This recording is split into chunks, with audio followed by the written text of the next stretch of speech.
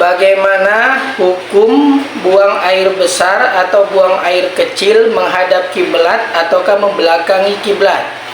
Dalam sebuah hadis Rasulullah Shallallahu Alaihi Wasallam bersabda, la tastaqbilul kiblata wa la tastadbiruha bi ghaitin aw baulin. Rawahul Bukhari wa Muslim wa Abu Daud. Dalam hadis ini Rasulullah Shallallahu Alaihi Wasallam bersabda, janganlah kalian menghadap ke arah kiblat, wala tastadbiruha, dan jangan pula membelakangi arah kiblat, bi ghaitin aw baulin, baik itu dalam kondisi buang air besar ataukah buang air kecil. Hadis ini diriwayatkan oleh Imam Bukhari, Imam Muslim, dan Abu Daud. Berkenaan dengan penjelasan hadis ini menerangkan kepada kita, ketika kita hendak buang air besar, baik itu yang statusnya itu WC ada di rumah atau WC yang ada di masjid, ataukah ketika kita buang air di hutan, mungkin dalam kondisi tertentu kita berada di hutan ataukah di padang pasir, wallahu a'lam, apa hajat kita kok sampai kita berada di sana.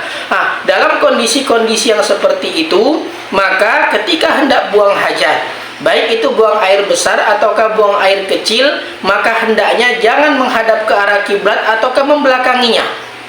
Maka penting sangat ketika nak membangun WC, baik itu WC rumah ataukah WC masjid, kita perhatikan poin ini.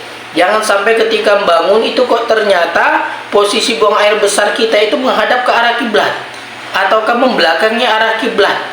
Maka kedua-duanya ini diharamkan oleh Allah Subhanahu wa Ta'ala. Apakah itu terkhusus hanya di dalam rumah, yang itu mungkin pas kita buang air di WC-nya ataukah di WC masjid? Enggak, baik itu di hutan, di padang pasir, dimanapun kita berada.